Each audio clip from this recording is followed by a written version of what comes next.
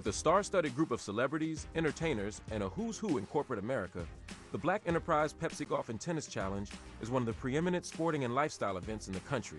This year, more than 1,200 people traveled to Miami, Florida to network, play, and relax.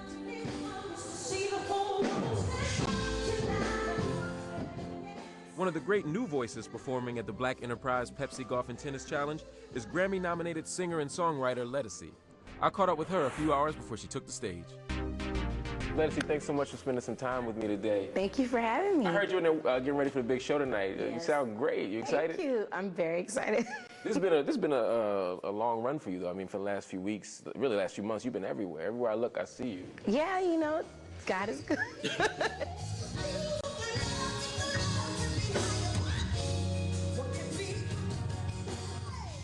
Every time I turn on the radio, I hear not just about the album, but I hear the actual song Pieces of Me. It's a huge hit. Did you expect this to happen? Not at all. Not to this level. I knew something great would happen, but not to this level. So what do you attribute that to? I mean, this is not your first album. People say, you know, she's an overnight success. It's like, no, she's put out 6 albums, 4 studio albums.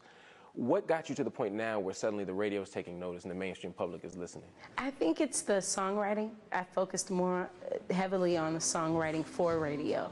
I was very meticulous on this particular CD, and it's more intimate. I'm saying more honest and real things that people never heard from me. Even the first line, people don't know what I'm about. Here it is. I'm going to tell you little pieces of who I am. So that's, I think, has helped out a lot, being more authentic and real. Critics have really received this album well. I mean, your last album also got 2 Grammy nominations. Yes. I mean, you got the attention of the public now. What was the journey like to get there, though? I mean, from the first album to this album. Wow. You know, in the beginning, it was more of the grind, concentrated on the grind of wanting to be successful. And the people around me, I had the wrong kind of circles. And, you know, as anyone, you grow and you see what you want. But I almost gave up because of people saying you're not good enough. You don't have the look, or, you know, there's not very many people that look like me, you know, that I've seen. Right. So in the music industry, you mean? In the music industry, I mean. Well, can you talk about that for a second? Because you're obviously beautiful and you're incredibly talented. But sometimes the industry has a particular idea of what talent looks like and what beauty looks like. Well, most definitely the whole natural hair thing is like not the image that they expect from me. They wanted me to be a certain way, be a certain size, talk about different things and shake around. That's not me. I talk about as if I talk about real things that people go through and more natural and organic things, and it resonates with people. So I'm glad they love it. And when you decided to enter the music business, one of the things I thought was interesting was you took control of your career in ways that some people don't. You owned your record label. You were the CEO. You weren't just an artist. Well, that was by force because everyone kept saying you're not good enough, you don't look a certain way, you're not a star. I had all these things going on, and so I said, well, you know what, I'll watch what Too Short did, Master P at the time, see how they made it, how hip-hop artists did it, selling things out of the trunk of their car. At my shows, I was selling out my own shows.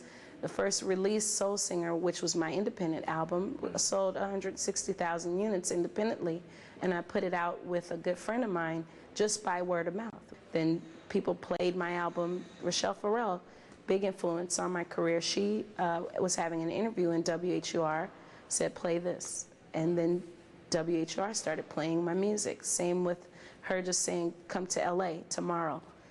What? I'll fly your band in and you guys open for me in LA. And that was my introduction in LA. Did you have a strong relationship with her before she asked you this? Well, no, I met her briefly and I would go to her shows all the time. I was the little groupie in the back. Gosh, I love her. I can't wait till my turn. And I hope she can hear my music. And it took years later and she heard it and was immediately helped. And reach back, reach back. A lot of artists don't do that.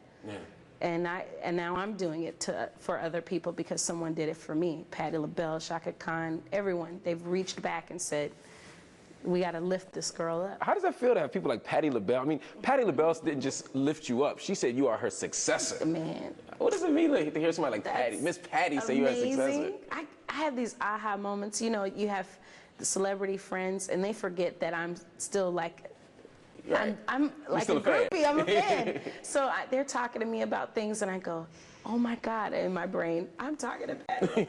You know? So it's always mind-blowing to know that I can have friends like that and ask for advice and help me out in my journey. And they're real. Patty always say, always be ready.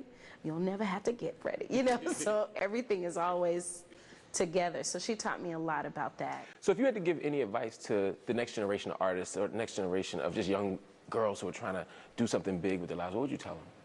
I would tell them to really understand who they are. Know yourself, be yourself in every, situation. Just, gosh, don't give up on your dream. Write it down, envision it, see it every day around you, pray, and even when there's a no, know that there's a yes eventually. Coming up, Grammy Award-winning artists Wyclef Jean and Neo. Lauren, I apologize to you, for everything that I did to you, which was wrong.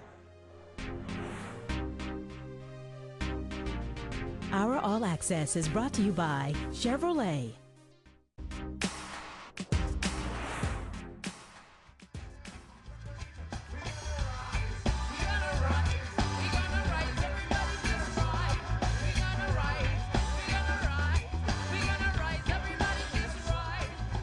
Grammy Award-winning artist Wyclef Jean was one of the artists who rocked out at center stage.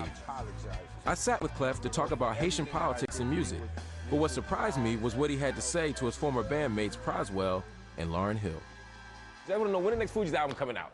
I just want a date. Well, you know what? I think that right now the Fugees is in a better place. And when I say that, a better place mentally, it's like, I don't have no problem saying on national TV right now, while everyone's watching, that Lauren, I apologize to you, for everything that I did to you, which was wrong, for every which way you felt, it's important that I apologize to you, Prize, I apologize to you 100%, because it's not really about a Fuji album, because at the end of the day, right, beyond a Fuji album, it's just important that I extend my hand to let them know I salute them, and I think they're two incredible individuals. Last time I talked to you, you had just finished your presidential run. Yes, sir. Now one of the things I'm hearing, similar to what we hear in the United States, is that the president of Haiti is getting some pushback from some of his appointments. It seems like it's not a smooth ride all the way. You run for politics, it's not a popular sport. Basically, you're sacrificing yourself for a nation. And with the situation of Haiti, we have so much policy that are weak, that it's not something that's going to happen overnight.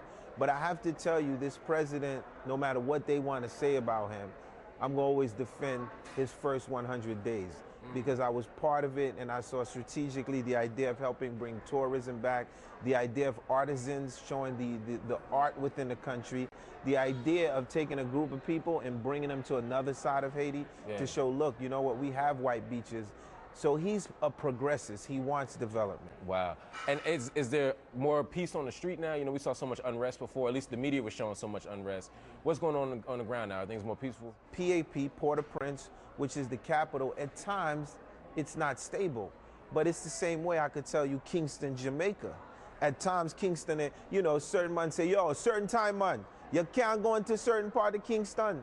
But you know that that's Kingston. Right. And I think with Haiti, the world don't have enough information to understand that, okay, sometimes there's unrest in the capital, but outside of the capital, you have nothing but white beaches. You have green, you have places to develop.